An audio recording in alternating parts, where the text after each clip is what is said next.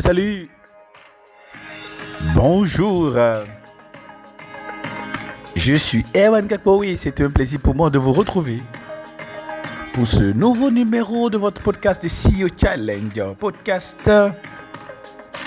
Un podcast au cours duquel nous travaillons ensemble sur les enjeux de direction générale.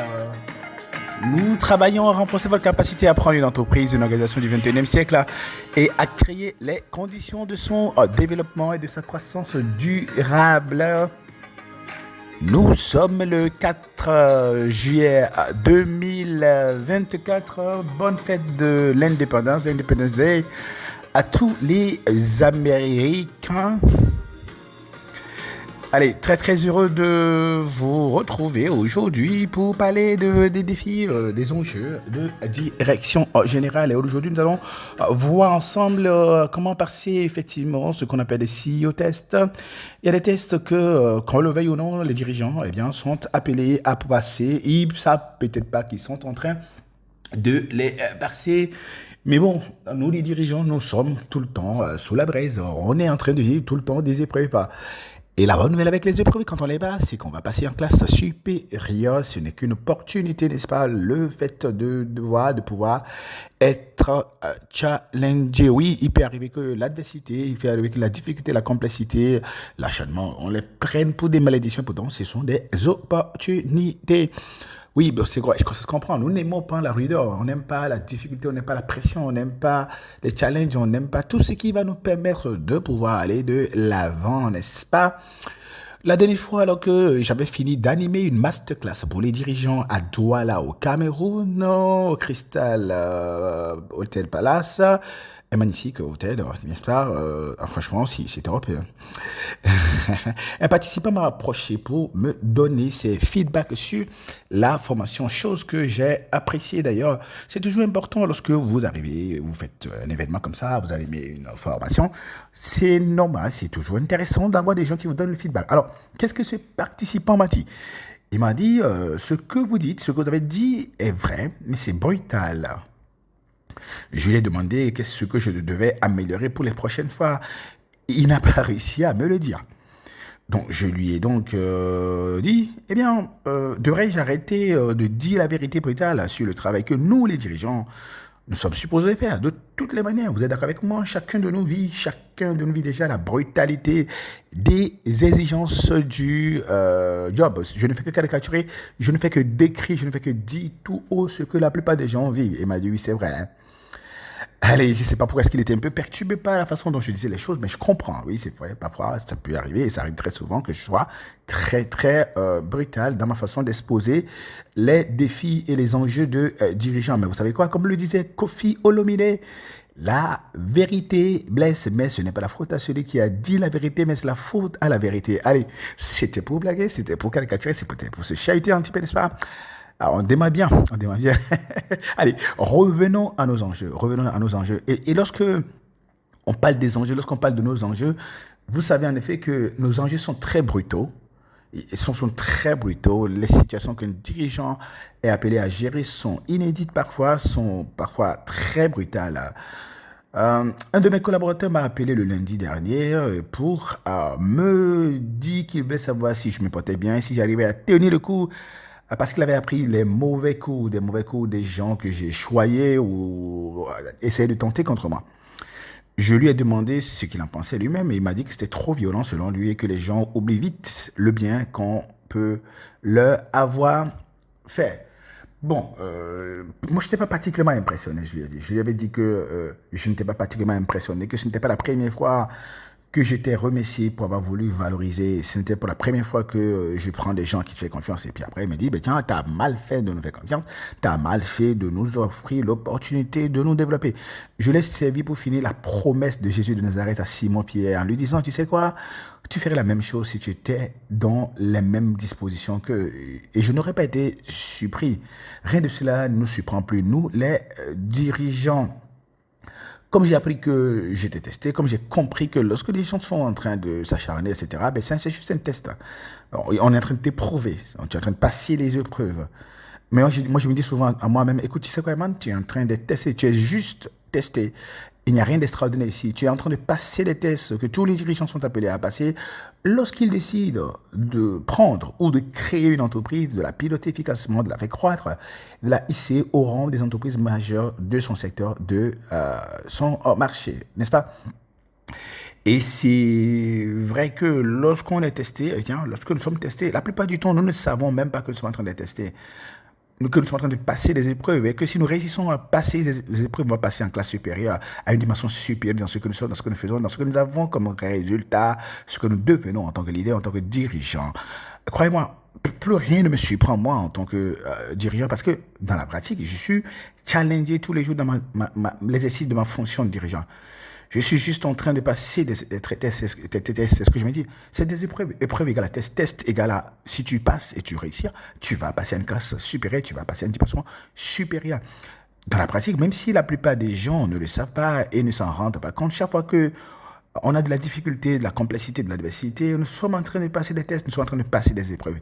Et cela, comme je l'ai dit, permet de passer à une étape supérieure si l'on triomphe. C'est plutôt profitable, n'est-ce pas, comme opportunité, on ne devait pas s'en plaindre, on ne devait pas se morfondre. Dans un tel cas, comme vous le savez, je suis également concerné. Et nous, les dirigeants, nous en prenons souvent aux gens. Nous pensons que si les autres nous facilitent la tâche, les choses iraient mieux.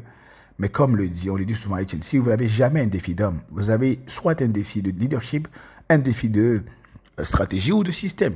Si vous avez le leadership, la stratégie et les systèmes adéquats, vous allez avoir les hommes et les femmes qui vont avec, et votre leadership, vos stratégies, vos systèmes vont les susciter et ou les développer.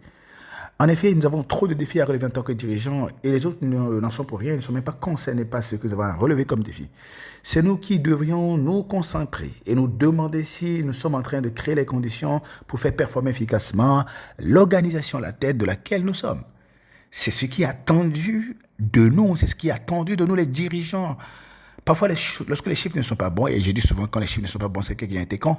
Si les chiffres ne sont pas bons, c'est que quelqu'un a été con. Ce que je veux dire simplement, c'est qu'on a fait une connerie, ou on n'a pas bien fait les choses, c'est pour cela que les chiffres n'ont pas été bons. C'est qu'il y a quelque chose que nous n'avons pas bien fait, n'est-ce pas? Donc, on ne peut pas réussir en faisant bien les choses. Okay? On ne peut pas échouer du moins en faisant bien les choses.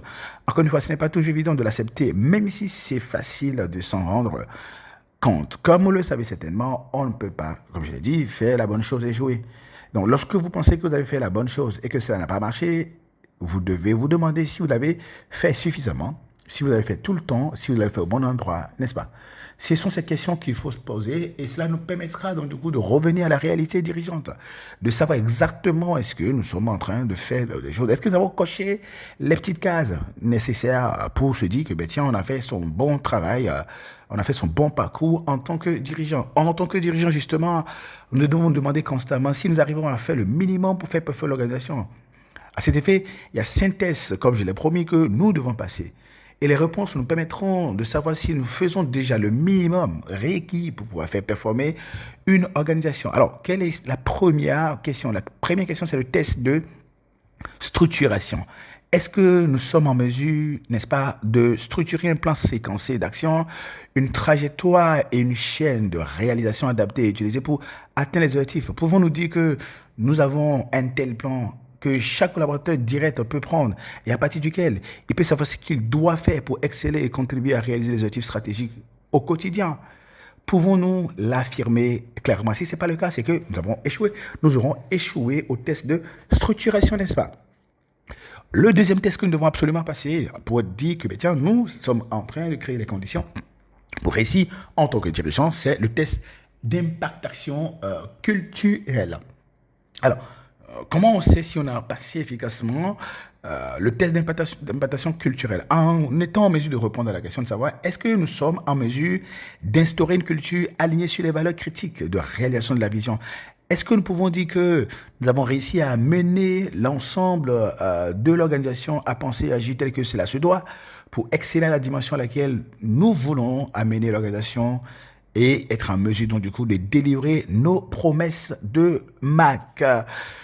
Troisième question du genre à se poser, c'est le test de transformation croissante. Alors, c'est quoi le test de transformation croissante? C'est ce test que nous passons lorsque nous avons réussi à répondre efficacement à la question suivante, à savoir, pouvons-nous créer un mouvement d'ensemble avec des big moves, avec des transformation critique pour élever l'organisation à la dimension supérieure. Est-ce que nous pouvons dire que nous sommes en train de réussir excellemment et optimalement à faire franchir des caps significatifs à notre organisation, à la faire passer à des dimensions inouïes et inédites dans son histoire et dans son environnement? C'est quand nous pouvons répondre oui à ces questions-là, à ces questions que nous pouvons dire que nous avons passé efficacement le test de transformation croissance. Le quatrième test à passer, c'est le test de mobilisation factorielle humaine. Est-ce que nous pouvons dire que nous avons réussi à bâtir une équipe pour relever les défis de transformation de performance avec l'alchimie technique et sociale requise? Est-ce que nous pouvons dire que nous arrivons à donner envie aux gens de se battre à nos côtés, de s'élever à la hauteur et à la dimension du leadership nécessaire avec les hommes et femmes en quantité, en qualité, bien formés, bien outillés, heureux et épanouis, engagés et déterminés à aider notre entreprise à atteindre ses objectifs stratégiques?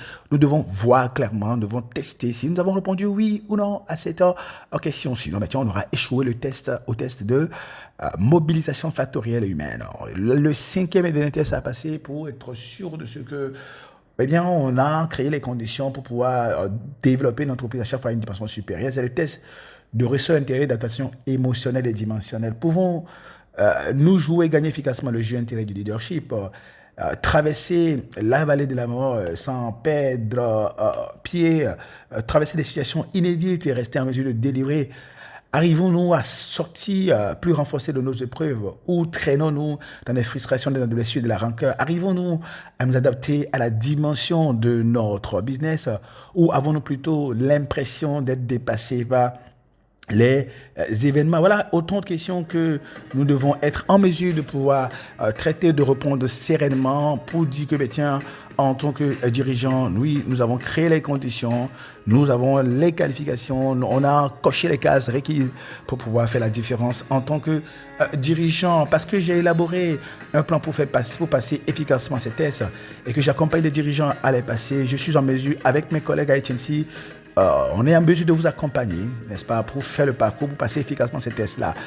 Alors, demandez juste une séance de coaching et nous serons très heureux d'être à vos côtés pour vous faire réussir les tests. Demandez un rendez-vous en écrivant, n'est-ce pas, à contact@hcexecutive.net ou à plus 221 78 138 15 17. Voilà, c'est le numéro auquel vous avez la possibilité de nous contacter. Allez, comme d'habitude, je suis très heureux d'avoir été avec vous aujourd'hui. On va se retrouver demain pour un nouveau numéro de notre podcast de CEO Challenge Podcast. Excellent journée à vous et puis à demain. Bye bye.